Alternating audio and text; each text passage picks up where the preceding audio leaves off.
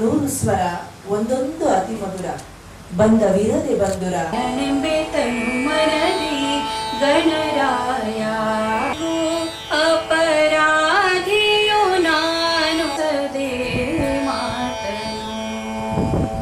ನಮ್ಮ ಪೂಜ್ಯ ಜ್ಞಾನಯೋಗಿ ಶ್ರೀ ಸಿದ್ದೇಶ್ವರ ಸ್ವಾಮಿಗಳ ಅಮೃತ ಹಸ್ತದಿಂದ ಇದೀಗ ಕಾರ್ಯಕ್ರಮ ಉದ್ಘಾಟನೆ ಆಗ್ತಾ ಇದೆ.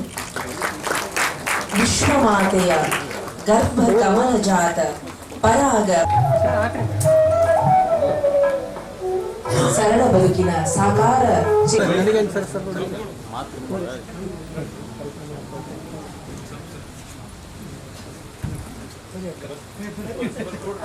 ಸನ್ಮಾನ ಪತ್ರ ಇನ್ನೇನು ಶಂಕರಣ್ಣ ಅವರು ವಾಚಿಸಿದ. ಜ್ಞಾನಯೋಗಿ ಶ್ರೀ ಸಿದ್ದೇಶ್ವರ ಮಹಾಸ್ವಾಮಿಗಳು ಜ್ಞಾನಯೋಗಾಶ್ರಮ ವಿಜಯಪುರ ಇವರ ದಿವ್ಯ ಸನ್ನಿಧಾನದಲ್ಲಿ ಕನ್ನಡ ನಾಡಿನ ಹೆಮ್ಮೆಯ ಪುತ್ರ ಸಾರಿಗೆ ಕ್ಷೇತ್ರದಲ್ಲಿ ಅಭೂತಪೂರ್ವ ಯಶಸ್ಸನ್ನು ಸಾಧಿಸಿದ ಕಾಯಕ ಯೋಗಿ, ಪೂರ್ವ ಲೋಕಸಭಾ ಸದಸ್ಯರು, ಮೌಲ್ಯಾಧಾರಿತ ವಸ್ತುನಿಷ್ಠ ಪತ್ರಿಕೆ ಮತ್ತು ದೃಶ್ಯ ಮಾಧ್ಯಮಗಳ ಹರಿಕಾರ, ಸಮಾಜಮುಖಿ ಧುರೀಣ ಡಾಕ್ಟರ್ ವಿಜಯ ಸಂಕೇಶ್ವರ್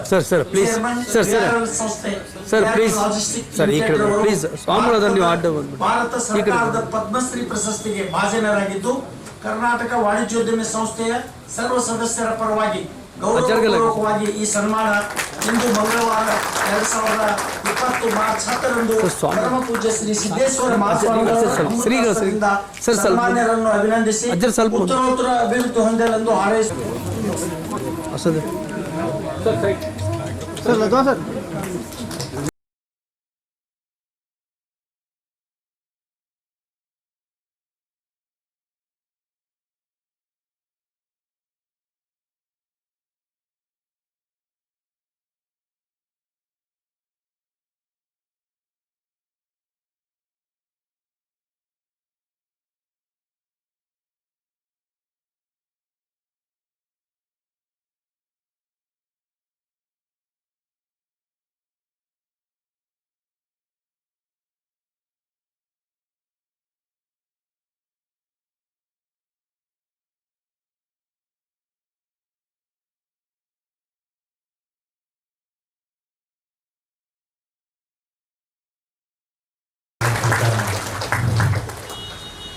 ಒಬ್ಬ ಅನ್ನದಾತರಾಗಿ ತಾವು ಒಬ್ಬ ನಮ್ಮಂಥ ಸೇವಕರಿಗೆ ಸನ್ಮಾನ ಮಾಡ್ತಾ ಇರೋ ಇದೊಂದು ವಿಶೇಷತೆ ಐತೆ ಎಂಬುದನ್ನು ಅಂತೇಳಿ ನಾನು ಹೇಳಕ್ಕೆ ಇಷ್ಟಪಡ್ತೇನೆ.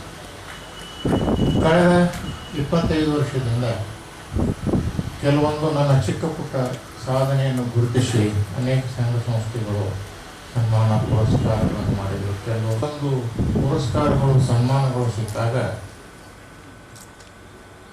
ಸಾಮಾನ್ಯವಾಗಿ ಒಂದು ತೃಪ್ತಿ ಮನಸ್ಸಿಗೆ ಇದ್ದೇ ಇರುತ್ತೆ, ಸಂತೋಷನೂ ಇರುತ್ತೆ. ಆದರೆ ಎಲ್ಲರಿಗೂ ಒಂದು ಪುರಸ್ಕಾರ ಸಿಕ್ಕದ್ದು ಮತ್ತು ವಿಜಯ ಸಂಕೇಶ್ವರ ಪುರಸ್ಕಾರ ಸಿಕ್ಕದರಲ್ಲಿ ಅಜಗಜಾಂತರವಾದಂಥ ವ್ಯತ್ಯಾಸ ಇದೆ. ಈಗ ಈ ಪ್ರಶಸ್ತಿ ಪದ್ಮಶ್ರೀ ಪ್ರಶಸ್ತಿ ರಾಷ್ಟ್ರೀಯ ಮಟ್ಟದ ಉಚ್ಚ ಪ್ರಶಸ್ತಿ ಏನು ಸಿಕ್ಕಿದೆ, ಲಕ್ಷಾಂತರ ಜನರು ಫೋನ್ಗಳ ಮುಖಾಂತರ, ಪತ್ರಗಳ ಮುಖಾಂತರ, ಮೆಸೇಜ್ಗಳ ಮುಖಾಂತರ ಹಾಗೂ ಸಮಕ್ಷಮ ಬಂದು ನಮಗೆ ಒಂದು ಶುಭ ಕೋರಿ ಹೋಗಿದ್ದಾರೆ. ಅವರೆಲ್ಲರ ಮುಖದಲ್ಲಿ ಅವ್ರು ಮಾತಾಡೋ ಸ್ಟೈಲು, ಬಾಡಿ ಲ್ಯಾಂಗ್ವೇಜ್ ನೋಡಿದರೆ ಇದು ವಿಜಯ ಸಂಕೇಶ್ವರ್ ಸಿಕ್ಕಿದ ಪ್ರಶಸ್ತಿ ಅಂತೂ ಖಂಡಿತನೂ ಅಲ್ಲ. ಇವತ್ತಿನ ಈ ಫಂಕ್ಷನ್ನಲ್ಲಿ ಕೂಡ ಅಷ್ಟೇ, ನಿಮ್ಮೆಲ್ಲರಿಗೂ ಪ್ರಶಸ್ತಿ ಸಿಕ್ಕಿದೆ ಅನ್ನೋ ಭಾವನೆಯಿಂದಲೇ ನೀವು ಇಲ್ಲಿ ಉಪಸ್ಥಿತರಿದ್ದೀರಿ. ಇಂಥ ಸೌಭಾಗ್ಯ ಕೋಟಿಗೆ, 10 ಕೋಟಿಗೆ, 100 ಕೋಟಿ ಒಬ್ಬರಿಗೆ ಮಾತ್ರ ಸಿಗುತ್ತೆ. ಈ ಪ್ರಶಸ್ತಿ, ಎಲ್ಲ ಪ್ರಶಸ್ತಿಗಳು, 100 ಪ್ರಶಸ್ತಿಗಳ ಮಾಲೀಕರು ನನ್ನ ಜೊತೆಗೆ ಕೆಲಸ ಮಾಡಿದಂಥ ನಮ್ಮ ಸಿಬ್ಬಂದಿ ಇರ್ಬೋದು, ನಮ್ಮ ಗ್ರಾಹಕರಿರ್ಬೋದು, ಹಿತೈಷಿರ್ಬೋದು, ಗುರು ಹಿರಿಯರಿರ್ಬೋದು, ಪೂಜ್ಯರಿರ್ಬೋದು, ಅವರೆಲ್ಲರ ಒಂದು ಅನುಗ್ರಹ ಮತ್ತು ಅವರೆಲ್ಲರ ಒಂದು ಆಶೀರ್ವಾದದಿಂದ ಒಂದು ಮಟ್ಟಕ್ಕೆ, ಒಂದು ಹಂತಕ್ಕೆ, ದೊಡ್ಡ ಸಾಧನೆ ಮಾಡದೇ ಇದ್ದರೂ ಕೂಡ ಒಂದು ಮಟ್ಟಕ್ಕೆ ಬೆಳೆದಿದ್ದೀನಿ ಅಂಥೇಳಿ, ತಮ್ಮೆಲ್ಲರ ಸಹಕಾರದಿಂದ ಬೆಳೆದಿದ್ದೀನಿ ಅಂಥೇಳಿ ಇವತ್ತು ಸಂತೋಷವಾಗಿ ಹಂಚ್ಕೊಳ್ಳಿಕ್ಕೆ ನಾನು ಮೊನ್ನೆ ಒಂದು ಜೈನ್ ಕಾರ್ಯಕ್ರಮದಲ್ಲಿ ಹೋಗಿದ್ದೆವು. ಆವಾಗಲೂ ಇಂಥ ಮಾತಾಡುವಂಥ ಪ್ರಸಂಗ ಬಂದಾಗ ಹೇಳಿದೆ. ನಿಮ್ಮ ಇವತ್ತು ಪದ್ಮಶ್ರೀ ಪ್ರಶಸ್ತಿ ಬಗ್ಗೆ ಅವರು ಉಲ್ಲೇಖ ಮಾಡಿ ನನಗೆ ಸನ್ಮಾನ ಮಾಡಿದರು. ಅವಾಗ ಹೇಳಿದೆ, ಈ ಪ್ರಶಸ್ತಿ 60% ಜೈನ್ ಸಮಾಜಕ್ಕೆ ಸೇರಿದ್ದು, ಇನ್ನು 40% ಮಿಕ್ಕಿದವರು. ಇವತ್ತಿಗೂ ಯಾವುದೇ ಪ್ರಶಸ್ತಿ ನನಗೆ ಬಂದಿದೆಯಲ್ಲ, ಅದಕ್ಕೆ ನನ್ನ ಯಾವುದೇ ಆದಂಥ ಹಕ್ಕು ಬಾಧ್ಯತೆ ಇಲ್ಲ. ಅದೆಲ್ಲ ನಿಮ್ಮ ಪರವಾಗಿನೇ ಸಿಕ್ಕಿದ್ದು. ಈ ತಿಂಗಳ ಗುರುವಾರ ಮಾರ್ಚ್ 26ರಂದು ಪ್ರಶಸ್ತಿಯನ್ನು ದಿಲ್ಲಿಯಲ್ಲಿ ಕೊಡಮಾಡಲಾಗುತ್ತೆ. ನಿಮ್ಮೆಲ್ಲರ ಪರವಾಗಿ ನಾನು ದಿಲ್ಲಿಗೆ ಹೋಗಿ ನಿಮ್ಮೆಲ್ಲರ ಪರವಾಗಿ ಪ್ರಶಸ್ತಿಯನ್ನು ಸ್ವೀಕಾರ ಮಾಡಿ ಬರ್ತೀನಿ. ಯಾಕಂದರೆ ನಾವು ಟ್ರಾನ್ಸ್ಪೋರ್ಟರು, ಆ ಪ್ರಶಸ್ತಿಯನ್ನು ಅಲ್ಲಿಂದ ಇಲ್ಲಿಗೆ ಟ್ರಾನ್ಸ್ಪೋರ್ಟ್ ಮಾಡೋದು ನಮ್ಮ ಕರ್ತವ್ಯ. ಅದು ನಿಮ್ಮೆಲ್ಲರ ಪರವಾಗಿ ನಿಮ್ಮ ಈ ಒಂದು ಸಂತೋಷ, ಆಶೀರ್ವಾದ, ಶುಭ ಇಚ್ಛೆ. ಅನೇಕ ಜನರು ನಾವು ಏರ್ಪೋರ್ಟಲ್ಲಿ ಹೋಗಿರ್ತೀವಿ, ಅಲ್ಲಿ ವಿಶ್ ಮಾಡ್ತಾರೆ, ಅಲ್ಲಿ ಸೆಲ್ಫಿ ತೆಗಿತಾರೆ, ಟೆಂಪಲಿಗೆ ಹೋಗಿರ್ತೀವಿ. ನಾನೇನು ಕಾಣಲಿಕ್ಕೆ ಸ್ಟಾರ್ ಫಿಗರ್ ಅಲ್ಲ, ಏನಿಲ್ಲ, ಚಂದನಿಲ್ಲ. ಆದರೂ ಕೂಡ ಜನ ಇಷ್ಟೊಂದು ಪ್ರೀತಿಯಿಂದ ಒಂದು ಆಶೀರ್ವಾದ ಮಾಡ್ತಾರೆ, ಶುಭ ಕೋರ್ತಾರೆ. ಈ ಒಂದು ಏನು ಭಾರ ಇದೆ, ಋಣಭಾರ, ನಿಮ್ಮೆಲ್ಲರದು ಒಂದು ಪ್ರೀತಿ, ವಿಶ್ವಾಸ, ಅದಕ್ಕೆ ನಾನು ಎಷ್ಟು ಜನ ಹುಡುಕಿ ಬಂದು ಅದನ್ನು ತಿಳಿಸ್ಲಿಕ್ಕೆ ಆಗಲ್ಲ ಅಂತ ಹೇಳ್ಬೋದು. ಇನ್ನು ಈ ಒಂದು ಇಕ್ಕಟ್ಟಿನ ಪರಿಸ್ಥಿತಿಯಲ್ಲಿ ಒಬ್ಬ ಸೇವಕನಾಗಿ ನಿಮ್ಮ ಮುಂದೆ ಏನು ಮಾತಾಡೋಕ್ಕೆ ಸಾಧ್ಯ ಇದೆ? ನಾನು ನಡೆದು ಬಂದ ಹಾದಿ ಚೂರು ಒಂದು 15-20 ನಿಮಿಷದಲ್ಲಿ ಹೇಳಬಹುದು, ಅದಕ್ಕಿಂತ ಹೆಚ್ಚು ಮಾತಾಡಲಿಕ್ಕೆ ಸಾಧ್ಯ ಆಗೋದಿಲ್ಲ. ಚಿಕ್ಕಂದಿನಿಂದ ನಾನು 5 ವರ್ಷದಾಗಿನಿಂದ ದೇವರ ಮೇಲೆ ಅಪಾರ ಭಕ್ತಿ. ದಿನಾಲು ಗುಡಿಗೆ ಹೋಗ್ತಾ ಇದ್ದೆ. ನಂತರ ಕಾಯಕದ ಮೇಲೆ ಬಹಳ ಅಪಾರ ಭಕ್ತಿ. ಈ ಕೆಲಸ ಹೆಣ್ಣು ಮಾಡಬೇಕು, ಇದೆಲ್ಲ ಗಂಡು ಮಾಡಬೇಕು, ಇದು ಅಪ್ಪ ಮಾಡಬೇಕು, ಇದು ಅವ್ವ ಮಾಡಬೇಕು, ಇದು ಅಕ್ಕ ಮಾಡಬೇಕು ಅನ್ನೋದು ಒಂದು ಸಂಪ್ರದಾಯ ಅಥವಾ ಪದ್ಧತಿ ಇರುತ್ತೆ. ನಾ 5-6 ವರ್ಷ ಹುಡುಗಿದ್ದಾಗ ಕೂಡ ನಮ್ಮ ತಾಯಿ ಮಾಡೋ ಕೆಲಸ, ನಮ್ಮ ಅಕ್ಕ ಮಾಡೋ ಕೆಲಸ, ನಮ್ಮ ಅಣ್ಣ ಮಾಡೋ ಕೆಲಸ, ನಮ್ಮ ಅಪ್ಪ ಮಾಡೋ ಕೆಲಸ ಕೂಡ ನಾವು ಮಾಡ್ತಾ ಇದ್ದೆ. ದನಗಳ ಸಗಣಿ ಬೆಳೆಯೋದು, ಕೊಳ್ಳು ಹಚ್ಚೋದು ಹಿಡ್ಕೊಂಡು ಅಂಗಡಿಗೆ ಹೋಗೋದು ಕೂಡ ನಾವು ಮಾಡ್ತಾ ಇದ್ದೆ. ಅದು ಭಾಳ ಉತ್ಸಾಹ ಕೊಡ್ತಿತ್ತು, ತೃಪ್ತಿ ಕೊಡ್ತಿತ್ತು. ಮತ್ತು ಶಾಲೆಯಲ್ಲಿ ಕೂಡ ಬ್ಯಾಕ್ ಬೆಂಚರ್ ಏನಂತ ಪರ್ಫಾರ್ಮೆನ್ಸ್ ಇಲ್ಲ. ನಾನು 15ನೇ ವಯಸ್ಸಿನಲ್ಲಿ 10ನೇ ಕ್ಲಾಸ್ ನಾನು ಫೇಲ್ ಆದೆ. ಆಮೇಲೆ ನಮ್ಮ ಫಾದರ್ ಹೇಳಿದರು, ನನಗೆ ಪ್ರಿಂಟಿಂಗ್ ಪ್ರೆಸ್ ಜವಾಬ್ದಾರಿಯನ್ನು ಕೊಟ್ಟರು. ಅವಾಗ 3-4 ಜನ ವರ್ಕರ್ಸು, ಕರೆಂಟ್ ಕೂಡ ಇಲ್ಲ, ಕಾಲಿಗೆ ತುಳಿದು ಪ್ರಿಂಟ್ ಮಾಡಬೇಕಾಗಿತ್ತು. ನಮ್ಮ 500 ಪಬ್ಲಿಕೇಶನ್ ಇದು, ಭಾರತವಾಗಿ ಡಿಕ್ಷನರಿ ಸೇರಿ ಅನೇಕ ಗೈಡ್ಗಳು, ಅಂಕಲಿಪಿ, ಕೋಷ್ಟಕ, ಹೀಗೆಲ್ಲ ಅವೆಲ್ಲ ಮಾಯ ಆಗಿದ್ದಾವೆ. ಅನೇಕ ಕಥೆ ಪುಸ್ತಕಗಳು, ಪುರಾಣಗಳು, ದೇವಿ ಪುರಾಣ, ಭಾರತೀಯ ಸಂಸ್ಕೃತಿ, ಹೀಗೆ ಅನೇಕ ಪುಸ್ತಕಗಳಿದ್ದು, 500ಕ್ಕೂ ಹೆಚ್ಚು ಪುಸ್ತಕಗಳಿದ್ದು. ನಾನು ನಮ್ಮ ಪ್ರೆಸ್ನಲ್ಲಿ ಅವಾಗ 10% ಮುದ್ರಣ ಆಗ್ತಿತ್ತು, ಮಿಕ್ಕಿದ್ದು 90% ಹೊರಗಡೆ ಮುದ್ರಣ ಆಗ್ತಿತ್ತು. ನನಗೆ ಆ ಜವಾಬ್ದಾರಿ ಕೊಟ್ಟಾಗ ನಾನು ಆ ಜವಾಬ್ದಾರಿ ತೆಗೆದುಕೊಂಡು ದಿವಸನೇ ನಮ್ಮ ಕೆಲಸಗಾರರು 3-4 ಜನ ಇದ್ದರು. ಒಬ್ಬರ ಮೇಲೆ 30, 40, 50 ರೂಪಾಯಿ ಹೀಗೆ ಸಾಲ ಇತ್ತು. ನಮ್ಮ ಫಾದರ್ ಕಡೆ 500 ಡೆಕ್ಷನಿಗೆ ಹೇಳಿ ಸಾಲ ತೊಗೊತಿದ್ರು. ಎಲ್ಲರಿಗೂ ಕರೆದು ಹೇಳಿದೆ, ಏನು ನಮ್ಮ ತಂದೆಯವರ ಆಡಳಿತದಲ್ಲಿ ಸಾಲ ಇತ್ತು, ಇದನ್ನೆಲ್ಲ ನೀವು ಮಾಫ್ ಮಾಡಿದ್ದೇನೆ, ಆದರೆ ಇನ್ಮೇಲೆ ಮಾತ್ರ ಸಾಲ ಕೊಡಲ್ಲ. ಆವಾಗ ನಮ್ಮ ಫಾದರ್ ಅದಕ್ಕೆ ತಕರಾರು ತೆಗೆದು, ಪಾಪ ಬಡವರು ಏನಾದ್ರು ಕಷ್ಟದಲ್ಲಿದ್ದರೆ ಏನು ಮಾಡಬೇಕು, ನೀ ಇಂಥವೆಲ್ಲ ರೂಲ್ಸ್ ಎಲ್ಲ ಮಾಡಿದರೆ ಹೇಗೆ? ಹಾಗಾದರೆ ನೀನು ಚಾವಿ ತೊಗೊಂಡ್ಬಿಡಿ, ನನ್ನ ಕಡೆ ನಡೆಸೋಕ್ಕಾಗಲ್ಲ. There should not be a parallel management system. ನಾನು ಆಯ್ತಪ್ಪ, ನೀ ಏನು ಮಾಡ್ಕೋ, ಯಾರು ಮಾತು ಕೇಳಲ್ಲ. ಹಾಗಲ್ಲ, ಅವತ್ತಿನಿಂದ ಇವತ್ತಿನವರೆಗೆ ನಮ್ಮಲ್ಲಿ 25,000 ಜನ ಇದಾಗಿತ್ತು, ಯಾರಿಗೂ ಸಾಲ ಕೊಡೋಲ್ಲ. ಭಾಳಷ್ಟು ಜನ ಬರ್ತಾರೆ, ಟಿ ವಿ ಮಾರೋರು, ಫ್ರಿಜ್ ಮಾರೋರು, ಸೈಕಲ್ ಮೋಟರ್ ಮಾರೋರು ನಮ್ಮ ಕಡೆ. ನಾವು ನಿಮ್ಮ ಸ್ಟಾಫ್ಗೆ ಸ್ಕೀಮ್ ಕೊಡ್ತೀವಿ, ಅದು ಕೊಡ್ತೀವಿ. ಅವ್ರು ಬೇಕಾದ್ರೆ ತಗೊತಾರೆ. ನಮ್ಮ ಸ್ಟಾಫ್ಗಳನ್ನು ನಾವು ಸಾಲದ ಕೂಪದಲ್ಲಿ ತೊಳೆಯಲಿಕ್ಕೆ ನಾವು ಹೋಗಲ್ಲ.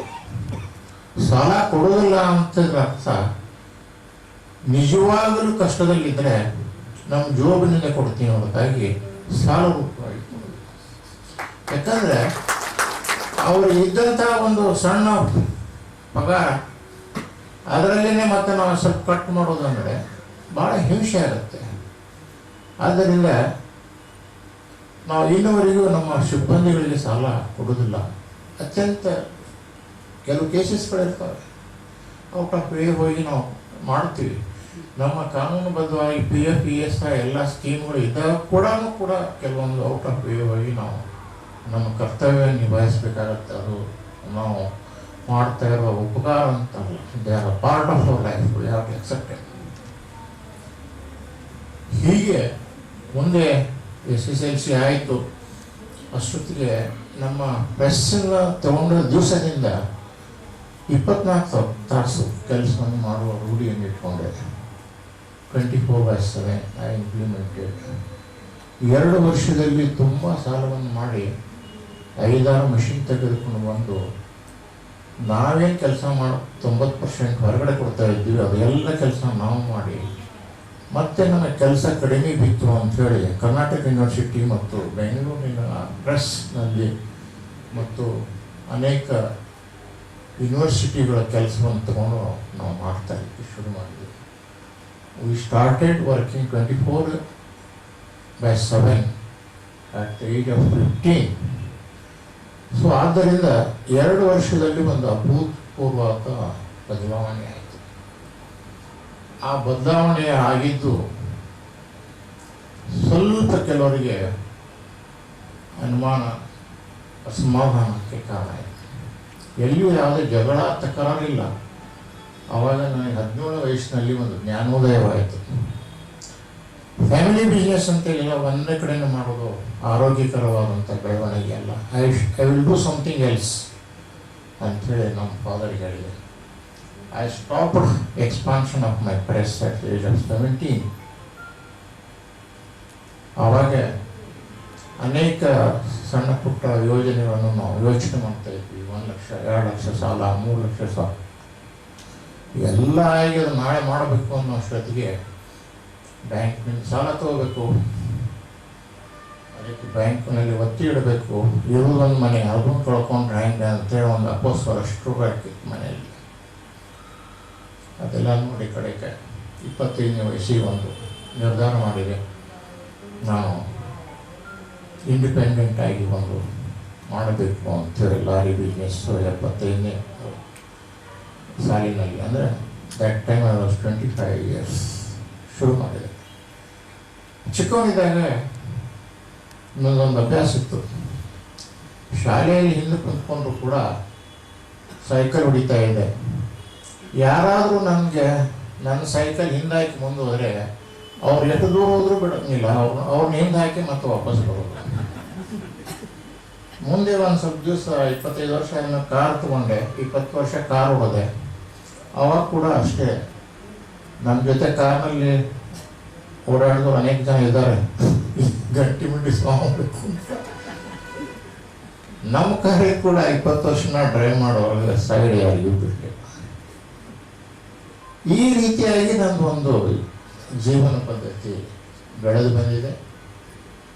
ನಾನು ಕಾಲೇಜಿಗೆ, ಕಾಮರ್ಸ್ ಕಾಲೇಜ್ ಚಾಲೂ ಆಯಿತು, ಹೋಗ್ಬೇಕಂದ್ರೆ ನಮ್ಮ ಫಾದರು ಇಷ್ಟೆಲ್ಲ ಸಾಲ ಮಾಡಿ ಹೋಗಬೇಡ ಅಂತ ಹೇಳಿ, ಇಲ್ಲ ನಾನು ಕಾಲೇಜಿಗೆ ಸೆಕೆಂಡ್ ಪ್ರಿಫರೆನ್ಸ್ ಕೊಡ್ತೀನಿ, ಫಸ್ಟ್ ಪ್ರಿಫರೆನ್ಸ್ ನಾವು ಮಷಿನ್ ನೋಡಿಸ್ತೀನಿ ಅಂತ. ಹೀಗೆ 1-2 ವಿಷಯ ಪಾಸ್ ಆಗೋದು, 1-2 ಫೇಲ್ ಆಗೋದು ಮಾಡ್ತಾ ಮಾಡ್ತಾ without losing a single year I completed my BCom. Then 1 year LLB ಕೂಡ ಮಾಡಿದೆ, ಅಲ್ಲಿಗೆ ಬಿಟ್ಟೆ. ಈ ಒಂದು ಶಾಲೆಗೆ ಹೋಗುವಾಗ ನನಗೆ BCom ಹೋಗೋಕ್ಕಿಂತ ಮೊದಲೇ ನನ್ನ ಮದುವೆ ಆಗಿಬಿಟ್ಟಿದೆ.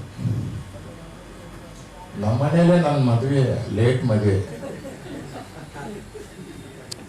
ನಾವು ಲಗ್ನ ಆದಮೇಲೆ ನಾವು BCom ಮಾಡಿದ್ದೆವು. ರಾತ್ರಿ 10 ಗಂಟೆವರೆಗೆ ನೀವು ಮಷೀನ್ನಲ್ಲಿ ಇರ್ತೀರಿ, 10 ಗಂಟೆ ಮೇಲೆ ಪುಸ್ತಕ ಓದ್ತೀರಿ. ನಿಮ್ದೆಂತ ಲೈಫು ಅಂತ ಪುಸ್ತಕ ತೆಗೆದು ಒಯ್ತಾ ಇದ್ರು. ಹಾಗೂ ಹೇಗೆ ಮಾಡಿ ನಾವು ಬಿಕಾಮ್ ಮುಗಿಸಿದ್ವಿ. ಅಂದರೆ ಈ ಟೈಮ್ ಅಡ್ಜಸ್ಟ್ಮೆಂಟು, ಟೈಮ್ ಮ್ಯಾನೇಜ್ಮೆಂಟು, ಸಾಲಗಳ ಒತ್ತಡ ಹೀಗೆ ಬಂದಿರ್ಕೊಂಡು ಮುಂದೆ 75ರಲ್ಲಿ ಭಾರಿ ಉದ್ದಿಮೆ ಶುರು ಮಾಡಿದ ಮೇಲೆ ಭಾಳಷ್ಟು ಸಂಕಟ ಆಯಿತು, ಸಾಕಷ್ಟು ಆರ್ಥಿಕ ತೊಂದರೆ ಆಯಿತು, ಆಕ್ಸಿಡೆಂಟ್ ಆಯಿತು.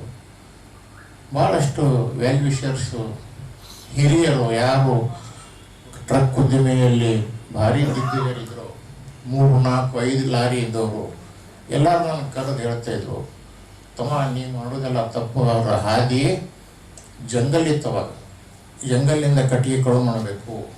ಡಿಸ್ಟಿಕ್ ಬಂದಿ ಇತ್ತು, ನೀವು ಒಂದು ಡಿಸ್ಟಿಕ್ಟಿಂದ ಒಂದು ಡಿಸ್ಟಿಕ್ಕಿಗೆ ಆಹಾರ ತೊಗೊಂಬಂದರೆ ಬಾಡಿಗೆ 5 ಪಟ್ಟು 8 ಪಟ್ಟು ಅವನು ಹುಲಿಗಡೆ ಕೆಲಸ. ಅವನು ಅವ್ರು ಹೇಳೋದು ಕರೆಕ್ಟು, ಅವ್ರು ಅದನ್ನೇ ಮಾಡ್ತಾಯಿದ್ರು, ಬೈದು ಹೇಳ್ತಾಯಿದ್ರು.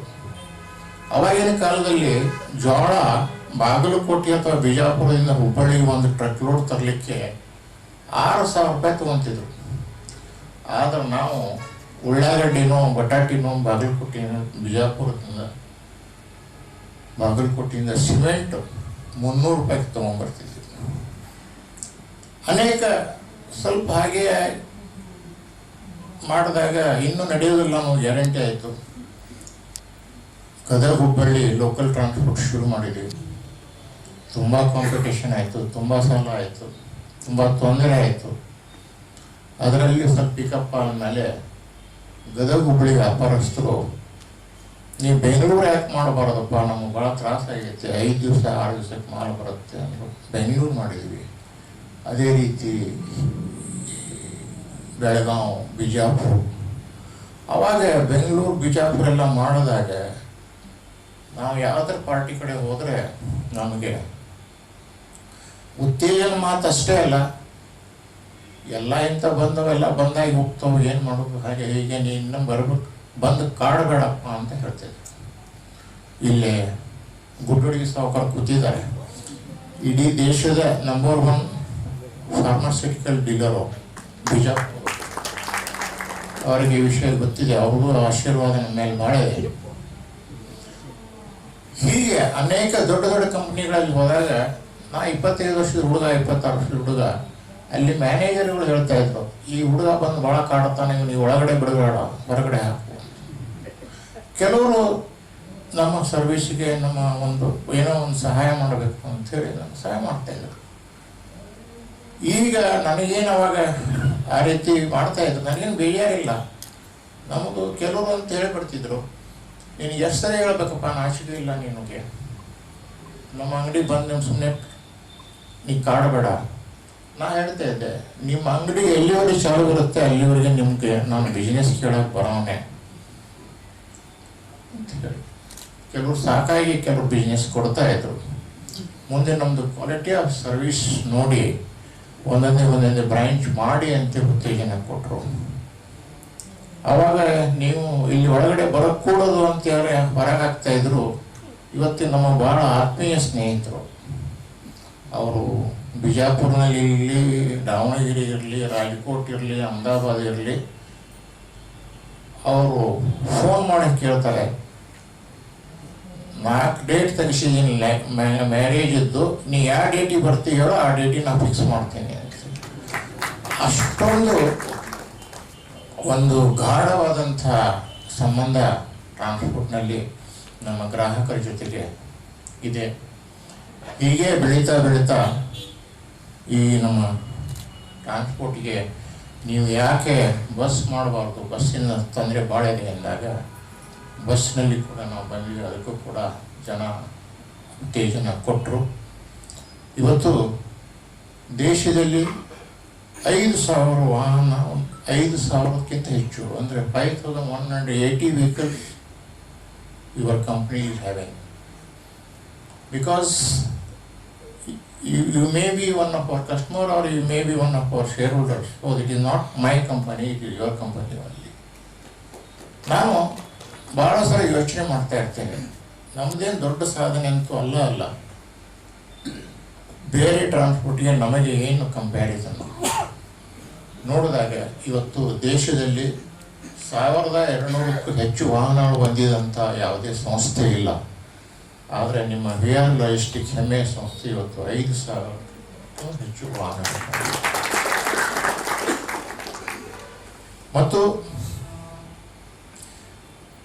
ಯೋಚನೆ ಮಾಡ್ತಾ ಇರ್ತೇನೆ, 3 ತಿಂಗಳಿಗೊಮ್ಮೆ ಎಲ್ಲ ಬ್ಯಾಲೆನ್ಸ್ ಶೀಟ್ ಬರುತ್ತೆ, ಕಂಪ್ಯಾರಿಸನ್ ಮಾಡ್ತಾ ಇರ್ತೇನೆ. ಟಾಪ್ 10 ಇಂಡಿಯನ್ ಲಾಜಿಸ್ಟಿಕ್ ಕಂಪನಿಯಲ್ಲಿ 100 ಅಳತೆಗಳು ಪ್ಯಾರಾಮೀಟರ್ಸ್ಗಳನ್ನು ನಾವು ಹಾಕಿ ನೋಡಿದಾಗ ಆ 100ರಲ್ಲೂ ಕೂಡ ನಿಮ್ಮ VR ಲಾಜಿಸ್ಟಿಕ್ ನಂಬರ್ 1 ಸ್ಥಾನದಲ್ಲಿ.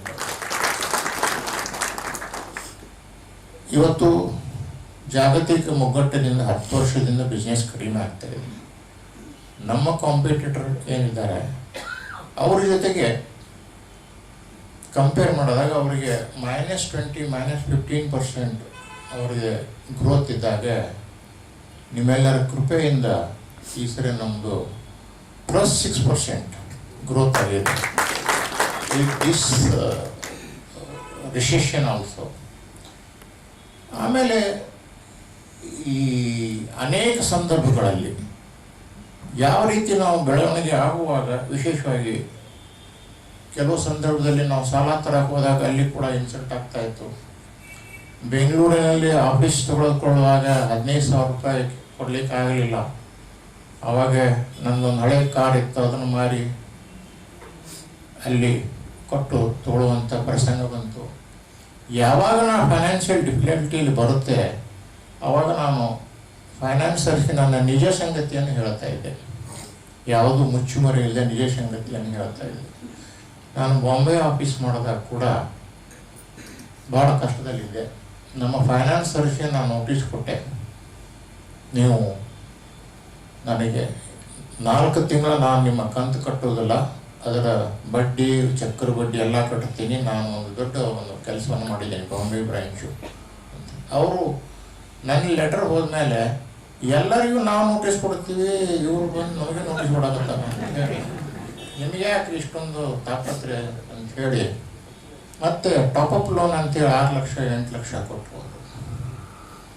ಅದೇ ರೀತಿ ನಾನು 4ನೇ ವೆಹಿಕಲ್ ತೊಗೊಂಡಾಗ ನನ್ನ ಹೆಂಡತಿ ಹೆಸರಲ್ಲೇ ತೊಗೊಂಡೆ. ಅವಾಗ ಒಬ್ಬ ಫೈನಾನ್ಸರ್ ಕಡೆ ಹೋದೆ, ಮಾರವಾಡಿ ಫೈನಾನ್ಸರ್ ಹಿರಾಚಂದ್ರ ಶೆನ್ಷನ್. ಅವಾಗಿನ ಕಾಲಕ್ಕೆ 50,000 ವೆಹಿಕಲ್ಗೆ ಅವ್ರು ಫೈನಾನ್ಸ್ ಮಾಡಿದರು. ಅವ್ರ ಕಡೆ ಹೋದಾಗ ಶುಕ್ರವಾರ ರೊಕ್ಕ ಕೊಡೋದಿಲ್ಲ, ಬರೀ ರೊಕ್ಕ ಇಸ್ಕೊಡೋದು ಮಾಡ್ತಾರೆ. ಅವಾಗ ನಾನು ಕೇಳಕ್ಕೆ ಹೋದಾಗ, ಈ ಗಾಡಿ ನಾವು ತೊಗೊಂಡಿದ್ದು 1,15,000ಕ್ಕೆ, ನೀವು ಎಷ್ಟು ಕೊಡ್ತೀರಾ ಅಂತ ಹೇಳಿದೆ. ಅವ್ರದ್ದು ಆಗಲೇ ಒಂದು ಅಕೌಂಟ್ ಇತ್ತು, ನಾವು ಅದನ್ನು ಆಪ್ರೇಟ್ ಮಾಡ್ತಾ ಇದ್ವಿ. ಅವಾಗ ನಿನಗೆ ಎಷ್ಟು ಬೇಕು ಹೇಳಪ್ಪ ಅಷ್ಟು ಕೊಡ್ತೀನಿ. ಅವರು ಭಾಳ ಯಜಮಾನ ಮನುಷ್ಯರು, ಮಾರೋಡರು, 75-80 ವರ್ಷ. ಹಂಗಲ್ಲ ರೀ, 1,15,000ಕ್ಕೆ ನಾನು ಗಾಡಿ ತೊಗೊಂಡಿದ್ದೀನಿ, ನೀವು ಎಷ್ಟು ಕೊಡ್ತೀರ ಅಷ್ಟು ತೊಗೊತೀನಿ. ನನಗೆ ಇಷ್ಟು ಕಷ್ಟದಲ್ಲಿ ಇರ್ತೀನಿ, ನೀವು 2 ಲಕ್ಷ ಕೊಟ್ಟರು ನಂಗೆ ಸಾಲ ಇಲ್ಲ.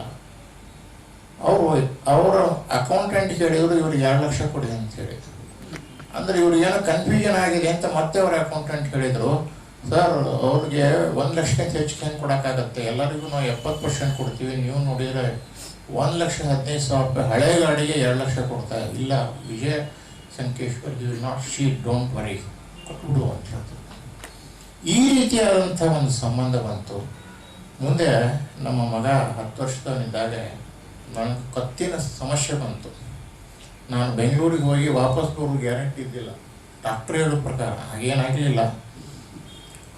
ಡಾಕ್ಟ್ರ್ ಹೇಳೋ ಪ್ರಕಾರ ಅಂಥ ಪರಿಸ್ಥಿತಿಯಲ್ಲಿ ನನ್ನ ಮಗನಿಗೆ ಹೇಳಿದೆ, ನೋಡಪ್ಪ ನಮ್ಮ ಆಸ್ತಿ ಇವತ್ತು 2 ಕೋಟಿ ಇದೆ, ಸಾಲ ನೋಡಿದ್ರೆ 8 ಕೋಟಿ ಇದೆ, ನೀ ಎಲ್ಲರದು ಸಾಲ ತೀರಿಸ್ಬೇಕು, ಬಡ್ಡಿ ಸಹಿತ, ಯಾರು ಮುಗಿಸ್ಬೇಡ ಅಂತ ಹೇಳಿ. ಅಂಥ ಒಂದು ಸಂದರ್ಭದಲ್ಲಿ ಬಂದ್ವಿ. ನಾನು ಹುಬ್ಬಳ್ಳಿಗೆ ಹೊಸದಾಗಿ ಬಂದಾಗ ನನಗೆ 30 ವರ್ಷ, ನನ್ನ ಹೆಂಡತಿಗೆ 27 ವರ್ಷ, 4 ಮಕ್ಕಳು ಕಟ್ಕೊಂಡ್ಬಂದ್ವಿ. ನಮ್ಮ ಮನೆ 600 ರೂಪಾಯಿ ಬಾಡಿಗೆ. ನಮ್ಮ ತಂದೆಯವರು ಬಂದು ಮಾಲಕರು ಹೇಳಿದರು, ನೋಡಪ್ಪ ಮಾಲಕರಿಗೆ ಕಾರ್ಡ್ ಇಟ್ಕೊಟ್ರಿ, ಪೋಸ್ಟ್ ಕಾರ್ಡು, ನಮ್ಮ ಹುಡುಗ ಬಾಡಿಗೆ ಕೊಡೋಕೆ ಆಗೋದಿಲ್ಲ 600 ರೂಪಾಯಿ, ನೀವು ಅವ ಯಾವಾಗ ಕೊಡಂಗಿಲ್ಲ, ಅವನ ಮೇಲೆ ಇನ್ನು ಆ್ಯಕ್ಷನ್ ತೊಗೋಬೇಡಿ, ಈ ಕಾರ್ಡ್ ಹಾಕಿ ಬಂದು ನಾ ಕೊಟ್ಟು ಹೋಗ್ತೇನೆ. 4 ಪೋಸ್ಟ್ ಕಾರ್ಡ್ ಕೊಟ್ಟು ಹೋದ್ರು. ಮಾಲಕರು ಬಂದು ಹೇಳಿದ್ರು, ನಮ್ಮಪ್ಪ ಬಾಡಿಗೆ ಕೊಡಕ್ಕೆ ಹೋದ, ನೀವು ಅಪ್ಪಾರು ಕೊಟ್ಟ, ನಿಮ್ಮ ಕಡೆ ಇಟ್ಕೊಳ್ಳಿರಿ. ಈ ಥರವಾದಂಥ ಸಂದಿಗ್ಧ ಪರಿಸ್ಥಿತಿಯಲ್ಲಿ ನಾವು ಬಂದಿದ್ದೀವಿ. ಅದೇ ವೇಳೆ ಬಂದಾಗ ಮೊದಲೇ ಗಂಗಣ್ಣ ಅವರು ಮತ್ತು ನಮ್ಮ ಇವರು ಇನ್ನೊಬ್ಬರು ಯಜಮಾನಿದ್ರು, ಬತ್ಲಿ ಅವ್ರು ಕೊಟ್ಟಿದ್ರು,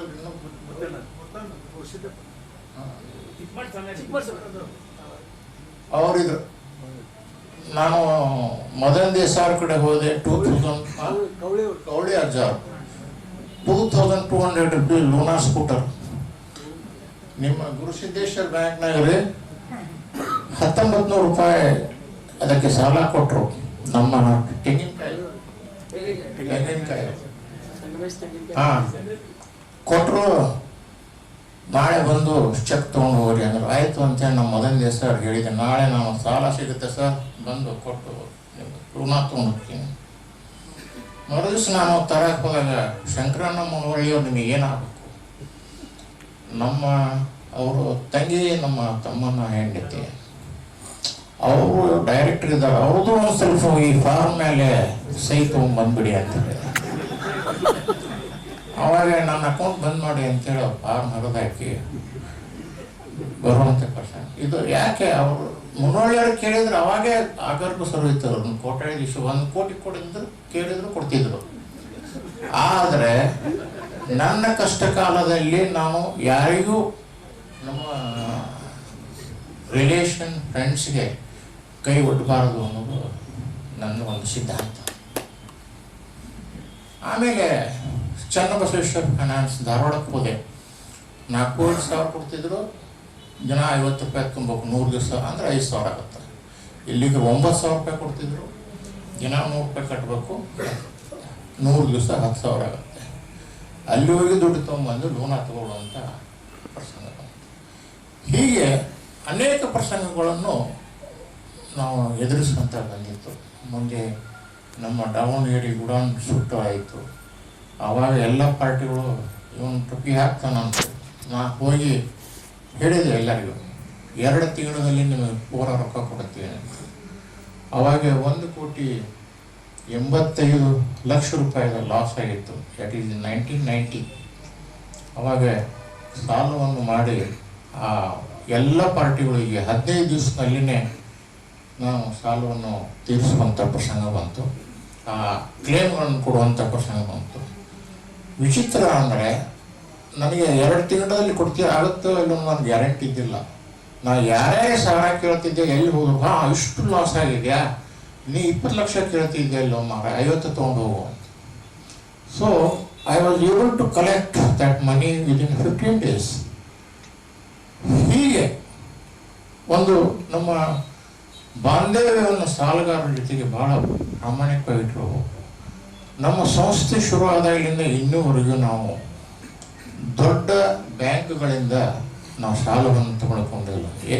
NBFC ಅಥವಾ ಕೋಆಪರೇಟಿವ್ ಬ್ಯಾಂಕ್. ಇವತ್ತಾದರೂ ನಮ್ಮ ಈ ಸಂಸ್ಥೆ ಈ ಮಟ್ಟಕ್ಕೆ ಬೆಳೆದರೂ ಕೂಡ 100 ಕೋಟಿ ನಮಗೆ OD ಲಿಮಿಟ್ ಇದ್ರೂ ಕೂಡ ಅದು ಸಾರಸ್ವತ್ ಬ್ಯಾಂಕ್ನಲ್ಲಿದೆ. ಇವರು ಕೋಆಪರೇಟಿವ್ ಬ್ಯಾಂಕು ಅಥವಾ NBFC ಯಾವ ಮನುಷ್ಯ ಹೇಗೆ ಅನ್ನೋದೊಂದು ತುಲನೆ ಮಾಡಿಕೊಡ್ತಾರೆ. ನಾ MP ಇದ್ದಾಗ ಫೈನಾನ್ಸ್ ಕಮಿಟಿ ಮೆಂಬರ್ ಇದ್ದೆ. ಆವಾಗೂ ಕೂಡ ಈ NBFCಗಳನ್ನು ಬಂದ್ ಮಾಡಬೇಕು ಅನ್ನೋ ಒತ್ತಡ ಇತ್ತು. ನಾನು ವಿರೋಧ ಮಾಡೋದ ಕಮಿಟಿ ಒಳಗೆ ನಾನು ಒಬ್ಬನೇ. NBFCಯಿಂದ ಸಣ್ಣ ಚಿಕ್ಕ ಪುಟ್ಟ ಸಾಲದಿಂದ ಯಾವುದೇ ಬ್ಯಾಕ್ಗ್ರೌಂಡ್ ಇಲ್ಲದವರಿಗೆ ಬೆಳೀಲಿಕ್ಕೆ ಸಾಧ್ಯವಿದೆ. ಇವತ್ತು ನಮ್ಮ ಧರ್ಮಸ್ಥಳದ ವೀರೇಂದ್ರ ಹೆಗ್ಡೆ ಅವರು ನಡೆಸ್ತಾ ಇರುವಂಥ ಸಣ್ಣ ಸಣ್ಣ ಸಾಲ ಏನು ಕೊಡ್ತಾರೆ, ಅದು ಒಂದು ಕೈಂಡ್ ಆಫ್ NBFCನೇ. ಅದು ಈ ಥರ ಇದ್ದಾಗ ಕೂಡ ಬ್ಯಾಂಕ್ಗಳನ್ನು ಕ್ಲೋಸ್ ಮಾಡೋದು, ಯಾವುದೇ ಒಂದು ಸತ್ತು ಹೋದ ಬ್ಯಾಂಕ್ ಇನ್ನೊಂದು ಬ್ಯಾಂಕಿಗೆ ಮರ್ಜಿ ಮಾಡೋದು, ಇದು ಆರೋಗ್ಯಕರವಾದಂಥ ಸಂಗತಿ ಅಲ್ಲ. ಇವತ್ತು ಫೈನಾನ್ಷಿಯಲ್ ಇಂಡಿಸಿಪ್ಲಿನ್ದಿಂದ ಯಾವುದೇ ಒಂದು ಮನೆತನ ಇರಲಿ, ಸಂಸ್ಥೆ ಇರಲಿ, ಸರ್ಕಾರ ಇರಲಿ, ಫೈನಾನ್ಷಿಯಲ್ ಇಂಡಿಸಿಪ್ಲಿನ್ ಎಂದೂ ಆಗಬಾರ್ದು. ಇವತ್ತು ಸಾಲ ಮಾಡಿ ರೈತರು ಆತ್ಮಹತ್ಯೆ ಮಾಡ್ಕೊತಾರೆ. ಕೆಲವರು 10 10 ಕೋಟಿ ಆಸ್ತಿ ಇರುತ್ತೆ, 2 ಕೋಟಿ ಸಾಲ ಇರುತ್ತೆ, ಅದನ್ನೇ ಮ್ಯಾನೇಜ್ ಮಾಡೋಕ್ಕಾಗೋದಿಲ್ಲ, ಆತ್ಮಹತ್ಯೆ ಮಾಡ್ಕೊತಾರೆ. ನನಗೆ ನೂರಾರು ಬೇರೆ ನನ್ನ ಆಸ್ತಿಯ 2 ಪಟ್ಟು 3 ಪಟ್ಟು ಸಾಲ ಇದ್ದಾಗ ಕೂಡ ನಾನು ವಿಚಲಿತನಾಗಲಾರದೆ ಧೈರ್ಯದಿಂದ ಎದುರಿಸಿ ನಾನು ಸಾಲಗಾರ ಕೊಟ್ಟವರಿಗೆ ನಿಜ ಸಂಗತಿಯನ್ನು ಹೇಳ್ತಾ ಇದ್ದೆ. ಹೀಗಾಗಿ ನನಗೆ ಸಾಲ ಸಿಗ್ತಾ ಇತ್ತು. ಸಾಲ ಹೆಚ್ಚಾಗಿದೆ ಅಂತೇಳಿ ಫೈನಾನ್ಷಿಯಲಿ ಎಲ್ಲರಿಗೂ ಆ ಕಷ್ಟ ಬಂದಿರುತ್ತೆ. We should manage it properly. ಅವಾಗೆ ನಾವು ನಮ್ಮ ತಾತ ನೆಟ್ಟಿದ ಆಲದ ಮರ ಅಂತ ಅದಕ್ಕೆ ನಾವು ಊಟ ಹಾಕೋಬಾರ್ದು. ಯಾವಾಗ ನಮ್ಮದು ಆರ್ಥಿಕ ಪರಿಸ್ಥಿತಿ ಹದಗೆಡ್ತು, ವಿಜಯ ಕರ್ನಾಟಕವನ್ನು ಮಾರುವಂಥ ಪ್ರಸಂಗ ಬಂತು, ಮಾರಿದ್ವಿ. ಅದಕ್ಕೆ ನಾವು ಎಮೋಷ್ನಲ್ ಆಗಿ ನಾವು ಕಟ್ಟಿದ ಪೇಪರು ನಂಬರ್ 1 ಪೇಪರ್ ಯಾಕೆ ಮಾಡೋದು ಅಂತ ನಾನೇನು ಯೋಚನೆ ಮಾಡಲಿಲ್ಲ. ಟೈಮ್ಸ್ ಆಫ್ ಗ್ರೂಪ್ಗೆ ದಿಲ್ಲಿಯಲ್ಲಿ ಕೊಟ್ಟು ಊಟ ಮಾಡಿ ಅವ್ರ ಮನೆಯಿಂದ ಹೊರ ಬಂದಾಗ ನಮ್ಮ ಮಗ ಎಮೋಷ್ನಲ್ ಆಗಿ ಹೇಳಿದ, ನಂಬರ್ 1 ಪತ್ರಿಕೆ ಮಾಡೋದು ಕಷ್ಟ, ಅದನ್ನು ಕೊಟ್ಬಿಟ್ಟಿವಿ, ಇನ್ನೊಮ್ಮೆ ನಾವು ಮಾಡೋಕ್ಕಾಗಲ್ಲ. ನಾ ಹೇಳಿದೆ, ನಮ್ಮ ಕ್ಲಾಸ್ ಪ್ರಕಾರ 5 ವರ್ಷ ನಾನ್ ಕಾಂಪೀಟ್ ಕ್ಲಾಸ್ ಇದೆ, 6 ವರ್ಷಕ್ಕೆ ನಾ ಇನ್ನೊಂದು ಪೇಪರ್ ಮಾಡ್ತೀನಿ ಅಂತ ಹೇಳಿ. ಅದು ಗೊತ್ತು, ನೀ ಬಿಡಲ್ಲ ಮಾಡ್ತೀಯ, ಆದರೆ ನಂಬರ್ 1 ಆಗಲ್ಲ. No, this is not correct, I will do it. ಯಾಕಂದರೆ ನಮ್ಮ ಓದುಗರಿಗೆ ಏನು ಬೇಕು ಅನ್ನೋದು ನನಗೆ ಅರ್ಥ ಆಗಿತ್ತು. ಓದುಗರಿಗೆ ಏನು ಬೇಕು ಅದನ್ನು ನಾವು ಕೊಟ್ಟಿದ್ದಕ್ಕೆ ಮತ್ತೆ ಎಲ್ಲ ಓದುಗರು ನಮಗೆ ಆಶೀರ್ವಾದ ಮಾಡಿ 2ನೇ ಬಾರಿ ಕೂಡ ನಮ್ಮ ಪತ್ರಿಕೆಗೆ ನಂಬರ್ 1 ಸ್ಥಾನಕ್ಕೆ ತೆಗೆದುಕೊಂಡು ಈ ಯಶಸ್ಸು ನಮ್ಮ ಓದುಗರಿಗೆ ಮತ್ತು ನಮ್ಮ ಸಿಬ್ಬಂದಿಗೆ ಹೋಗುತ್ತೆ. ಈ ರೀತಿ ಆಗಿದ್ದು ಬಹುಶಃ ದೇಶದಲ್ಲಿ ಇದೇ ಪ್ರಥಮ. ಒಂದು ಲ್ಯಾಂಗ್ವೇಜ್ ಪೇಪರು 1 ನಂಬರ್ ಆಗುವುದು ಸಾಮಾನ್ಯ. ಎಲ್ಲ ಲ್ಯಾಂಗ್ವೇಜ್ನಲ್ಲಿ 1 ನಂಬರ್ ಪೇಪರ್ ಇದ್ದೇ ಇರುತ್ತೆ, ಮರಾಠಿಯಲ್ಲಿ, ತೆಲುಗಿನಲ್ಲಿ. ಆ 1 ನಂಬರ್ ಪೇಪರ್ ಬಿಟ್ಟು ಮತ್ತೆ ಶುರು ಮಾಡಿ 1 ನಂಬರ್ ಬರೋದು, ಇದು ನಾ ವಿಶ್ಲೇಷಣೆ ಮಾಡಿ ನೋಡಲಾರ್ದ. ಇದು this is the only 1 paper which has become number 1 in India. That is very big surprise. ಅದೇ ರೀತಿ ನಾನು ಈಗ ಅನೇಕ ಸಾಧಕರನ್ನು ನೋಡ್ತಾ ಇರ್ತೀನಿ.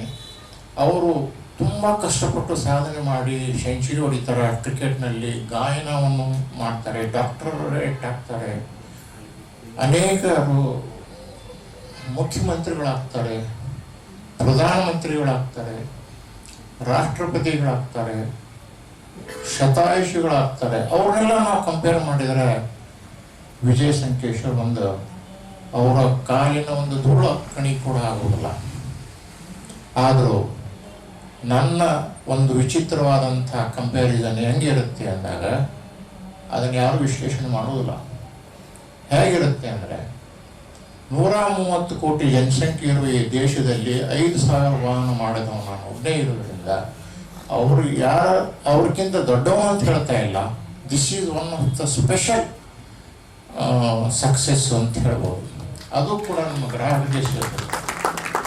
ಇವತ್ತು ನಾವು ಟ್ರಾನ್ಸ್ಪೋರ್ಟ್ ಉದ್ಯಮ ಬಗ್ಗೆ ಕಳೆದ 15-20 ವರ್ಷದಿಂದ ಜಪಾನು, ಚೈನಾ, US ಎಲ್ಲ ಅಡ್ಡಾಡಿ ಬಂದಿದ್ದೀನಿ. ಒಂದು 40 ಕಂಟ್ರಿ ನೋಡಿದ್ದೀನಿ.